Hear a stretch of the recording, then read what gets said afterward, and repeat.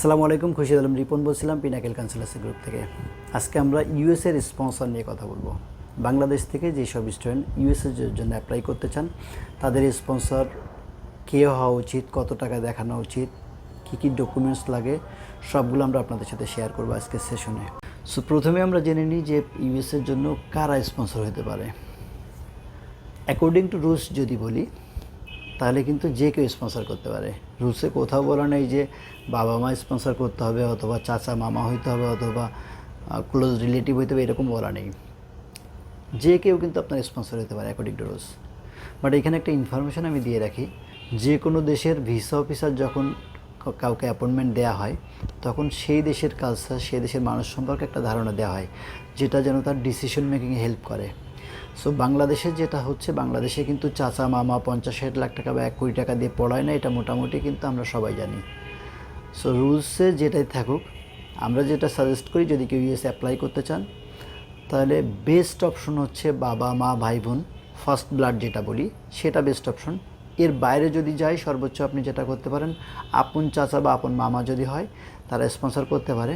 But এখানে আমি বলে রাখি, মামা চাচা স্পন্সর হলে আমরা যেটা দেখেছি আমাদের এক্সপিরিয়েন্স থেকে, যখন ইন্টারভিউ বোর্ডে যায় স্টুডেন্ট তখন কিন্তু অনেক প্রশ্ন করে, ওই মামার ছেলে মেয়ে কয়জন, তার ফ্যামিলির উপর কয়জন ডিপেন্ডেন্ট আছে, কেন এত টাকা দিলে তার ফ্যামিলিতে কোনো প্রবলেম হবে কি না, এত কিছু প্রশ্ন করার পরেও কিন্তু যদি ভিসা রেট আমি চিন্তা করি যে স্পন্সরের জন্য কিন্তু ভিসা চান্সটা অনেকাংশে কমে যায়। সো বেস্ট অপশন হচ্ছে যে যদি কেউ ইউএসএর স্পন্সর করতে চান ফার্স্ট ব্লাডের মধ্যে স্পন্সরটা থাকা উচিত। এখন আমরা জেনে নিই যে কত টাকা দেখাইতে হয় আসলে। এটা রুলস হচ্ছে ভিসা অফিসাররা একটা যেটা মাথায় নেয় যে স্টুডেন্ট যে ইউনিভার্সিটিতে পড়তে যাচ্ছে সেইটার ফার্স্ট ইয়ারের টিউশন ফিস প্লাস ফার্স্ট ইয়ারের একটা ওই স্টেটের একটা লিভিং ফুডিং অ্যাপ্রক্সিমেট ধরা আছে, সেইটা ম্যানেজ করার পরে যদি 10 to 15 লাখ টাকা এক্সট্রা থাকে সেক্ষেত্রে আমরা সেটাকে বলি যে স্ট্রং স্পন্সর বলি বা গুড স্পন্সর বলি। সো মাথায় রাখতে হবে, যদি আমার এরকম হয় যে আমার ইউনিভার্সিটির টিউশন ফি $10,000, আমার লিভিং ফুডিংয়ে $12,000, তো $22,000 ইউএসডির পরে যদি এরকম হয় যে 20 লাখ টাকা, তাহলে অ্যাটলিস্ট 30-40 লাখ টাকা যদি থাকে তাহলে সেটা স্ট্রং স্পন্সর বলি। এখন কথা হচ্ছে যে ব্যাংকের পোর্শনটা তো গেল, তো ব্যাংকের পাশাপাশি আর কি দেখানো লাগে? অবশ্যই সাপোর্টিং ডকুমেন্ট যেটা ইনকাম সোর্স দেখাইতে হবে। ইউএস এম্বাসিতে ভিসা ইন্টারভিউকে দিতে গেলে প্রথমে কিন্তু 4-5টা প্রশ্নের পরে একটা প্রশ্ন আসে যে স্পন্সরের রেগুলার ইনকাম কত, মান্থলি ইনকাম অথবা অ্যানুয়াল ইনকাম। এখানে ছোট্ট একটি ইনফরমেশন আমি দিয়ে রাখি, আমাদের অনেকগুলো স্টুডেন্ট ভুল করে ফেলে, খেয়াল না করে যে মান্থলি ইনকামের জায়গায় অ্যানুয়ালটা বলে ফেলে, অ্যানুয়ালের জায়গায় মান্থলি বলে ফেলে। সো স্টুডেন্ট আপনারা যারা ইন্টারভিউ বোর্ডে যাবেন খুব কেয়ারফুলি ফলো করবেন যে ভিসা অফিসার কী জিজ্ঞেস করছে, হোয়াট ইজ ইউর ফাদার্স অথবা what is your sponsors annual income নাকি মান্থলি ইনকাম, এটা কেয়ারফুলি শুনবেন, তাহলে আপনার অ্যান্সারটা ভুল হবে না। আর আমরা যেটা বলি যে ইন্টারভিউ বোর্ডে যখন যাবেন আপনি চেষ্টা করবেন যতটা সম্ভব ন্যাচারাল থাকার জন্য, কারণ আমরা কিন্তু জানি যে হিউম্যান বডিতে যদি কেউ বেশি টেন্স থাকে তখন কিন্তু তার ব্রেনের সেল যেগুলো আছে সেগুলো সব কাজ করে না।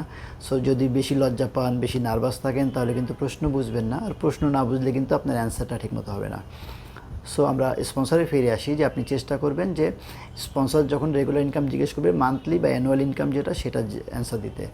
এখন কথা হচ্ছে যে যেহেতু অ্যানুয়াল ইনকাম জিজ্ঞেস করে বা রেগুলার ইনকামটা জিজ্ঞেস করে, সো সাপোর্টিং ডকুমেন্ট আপনার স্পন্সর কী করে, ব্যবসা নাকি চাকরি, এটা কিন্তু আপনি প্রপার এভিডেন্স আপনার ইন্টারভিউয়ের সময় সাথে নিয়ে যাবেন। পাশাপাশি রেগুলার স্পন্সরের ট্যাক্স পে করা আছে কিনা এটাও নিয়ে যাবেন, এবং পারলে ওনার অ্যাসেটের ডকুমেন্ট যদি থাকে তাহলে নিয়ে যাবেন। অ্যাসেটে মনে করেন যে ওনারা তো ফ্ল্যাট আছে ঢাকায় বা গাড়ি আছে, বাড়ি আছে, আপনি যতটুকু সম্ভব এভিডেন্স নিয়ে যাবেন। আমরা জানি অনেক এম্বাসি আছে যে ডকুমেন্ট জমা দিতে হয়, ওরা অ্যাসেস করে তারপরে ডিসিশন দেয়। বাট ইউএস এম্বাসির সিস্টেমটা অন্যরকম। ইউএস এম্বাসিতে আমরা অনেকে জানি যে প্রাইভেট ব্যাংকের বুথের মতো যে ভিতরে অফিসার বসা আছে, বাইরে হয়তো আপনি চেক প্লেস করছেন বা আপনি টাকা জমা দিতে গেছেন। এম্বাসির রুলসটা এরকম যে আপনি বাইরে দাঁড়ায় ইন্টারভিউ দিবেন, ভিসা অফিসার ভিতরে বসা থাকবে। সব ডকুমেন্টস, যত ডকুমেন্ট আপনি সাথে নিয়ে যাবেন, এমন হইতে পারে ভিসা অফিসার আপনার কোনো ডকুমেন্ট দেখেনি, আবার এমন হইতে পারে সব ডকুমেন্ট সে দেখে তারপর ডিসিশন দিচ্ছে। সো আপনি কি সে দেখবে কি দেখবে না এটা আমার মাথায় নেওয়ার দরকার নেই। আমরা যেটা করব যে স্টুডেন্ট সম্পূর্ণ প্রিপেয়ার্ড হয়ে যাবে, bank balance, income source, tax paper, asset, সাথে যদি বাবার নামে থাকে বা মায়ের নামে থাকে তাহলে এফিডেভিট, সব ডকুমেন্ট আপনি রেডি করে নিয়ে যাবেন। ভিসা অফিসার যেটাই চাই যেন কুইকেস্ট টাইমে আপনি দিতে পারেন। এরকম কিন্তু অনেকের হয়েছে, বলেছে যে সাপোর্টিং ডকুমেন্ট দেখাইতে একটু দেরি করেছে, তার ভিসা কিন্তু রিফিউজ হয়ে গেছে। সো আপনি সব কিছু রেডি করে যাবেন এবং আপনি জানবেন যে আপনার যে ব্যাগে নিয়ে যাচ্ছেন বা যে হ্যান্ডব্যাগ যেটার মধ্যে আপনি ডকুমেন্ট নিয়ে যাচ্ছেন, কোথায় কোন ডকুমেন্টটা রাখছেন, আপনি এটা একটু কেয়ারফুলি দেখে রাখবেন। সো ব্যাংক লাগবে, সাপোর্টিং ডকুমেন্ট লাগবে, ট্যাক্স পেপার লাগবে, অ্যাসেট লাগবে, সব ডকুমেন্ট আপনার সাথে নিয়ে যেতে হবে। এখন কথা হচ্ছে যে এই ক্ষেত্রে কোনো ব্যাংকের কোনো স্পেসিফিক এরকম কিছু আছে কি না যে এই ব্যাংক না হলে চলবে না। ইউএসের জন্য জিনিস হচ্ছে যে কোনো ব্যাংক চলবে, পাশাপাশি আপনার যদি সঞ্চয়পত্র থাকে সেটাও চলবে, আপনার যদি কোঅপারেটিভ সোসাইটিতে টাকা থাকে সেটাও চলবে, আপনার যদি শেয়ার মার্কেটে ব্যালেন্স থাকে সেটাও কিন্তু আপনি দেখাতে পারবেন।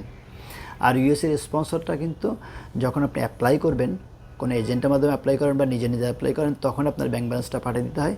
সো অনেক দেশে আছে না যে আপনি অ্যাডমিশন হয়ে গেল, আপনি এমবাসি জমা দেওয়ার আগে স্পন্সরটা রেডি করে নিয়ে আসছেন। ইউএসের ক্ষেত্রে কিন্তু সেটা হবে না।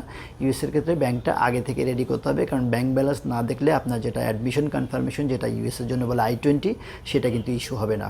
এবং অনেক ক্ষেত্রে আমরা দেখেছি যে অনেক স্টুডেন্ট I-20 আনানোর সময় একটা ব্যাঙ্ক, কোনোরকম একটা ব্যাঙ্ক রিপ্লেস করে বা বানাই দিয়ে I-20 আনতেছে, পরে এমবাসিতে যেয়ে জেনুইন ব্যাঙ্কটা দেখাচ্ছে। এক্ষেত্রে আমরা যেহেতু অনেক পুরনো এই লাইনে, 18 ইয়ার্স ধরে এই লাইনে ব্যবসা করছি, আমরা একটু বলে রাখি, এটা হচ্ছে ইন্টারনাল ইনফরমেশন। অনেক ক্ষেত্রে কিন্তু ব্যাঙ্কটা টালি হয় যে আগে যে ব্যাঙ্কটা দিয়েছেন সেটার সাথে মিল আছে কিনা। সো এটা করেন না, এটা করলে কিন্তু আপনার ভিসা হয়তো রিফিউজ হবে, আপনি বুঝবেন না যে কেন রিফিউজ হলো। আপনি তো 60-70 লাখ টাকা ব্যাঙ্ক ব্যালেন্স দেখাইলেন, সব জেনুইন ব্যাঙ্ক, কিন্তু তারপর আপনার ভিসাটা কেন হলো না। সো এটা যেটা করেন যে ব্যাঙ্কটা দিয়ে অ্যাডমিশন করাবেন, পারলে স্পন্সরটা যেন সেম থাকে, পারলে সেম ব্যাঙ্ক হলে আরও ভালো হয়। সো এটা একটু মাথায় রাখেন যে ইউএসএ যদি অ্যাপ্লাই করতে চান, ব্যাঙ্কটা কিন্তু আপনাকে প্রথমে রেডি করে নিতে হচ্ছে। এখন হচ্ছে যে ডিউরেশন, ব্যাংকের কতদিন ধরে থাকতে হয়, এরকম কোনো নিয়ম আছে কিনা। নর্মালি আমরা জানি সবগুলো এম্বাসি কিন্তু 6 মান্থের ব্যাঙ্ক স্টেটমেন্ট বা সলভেন্সি ওরা নিয়ে যাইতে বলে, আমরা বেশি নিয়ে যেতে পারি। বাট ব্যাঙ্কটা যদি একদম রিসেন্ট হয় সেক্ষেত্রে কিন্তু ভিসার পসিবিলিটিস কম থাকে। বাট ইউএসের জন্য একটু ভালো সংবাদ হচ্ছে যে ইউএসএতে অনেক ক্ষেত্রে কিন্তু ব্যাঙ্কটা ইন্টারভিউ নেওয়ার শেষের দিকে দেখতে চায়। সো ভিসা অফিসার হয়তো দেখা গেলো যে আপনার ইন্টারভিউ নিল, তারপর একবার যে ব্যাঙ্ক দেখলো, সে যদি খেয়াল না করে যে ব্যাঙ্কটা নতুন, তাহলে হয়তো প্রবলেম নেই। বাট চেষ্টা করতে হবে ব্যাঙ্কটা যেন পুরনো হয়। পাশাপাশি যদি এরকম হয়, আমরা যেটা সাজেস্ট করি, হয়তো আপনার বাবার একটা অ্যাকাউন্টে 30 লাখ টাকা হঠাৎ করে ঢুকছে, আপনি চেষ্টা করবেন এই অ্যাকাউন্টে স্টেটমেন্ট নিতে, পাশাপাশি আপনার বাবার যতগুলো পুরনো অ্যাকাউন্ট আছে সেগুলো 6 মান্থ, পারলে 1 বছরের স্টেটমেন্ট নিয়ে অনেকগুলো ব্যাঙ্ক যেন নিয়ে যান। যদি এরকম হয় যে একটা স্টুডেন্ট গেছে, একটাই ব্যাঙ্ক নিয়ে গেছে, তখন কিন্তু ভিসা অফিসার মনে করে কি যে একজন যদি ফাইন্যান্সিয়ালি খুব সলভেন্ট হয়, বড় ব্যবসায়ী হয়, বা তার রেগুলার ইনকাম যদি ভালো থাকে, তাহলে কেন শুধু একটা অ্যাকাউন্ট থাকবে। সো আপনি চেষ্টা করবেন যতগুলো বেশি অ্যাকাউন্ট আছে সবগুলো নিয়ে যাওয়ার জন্য।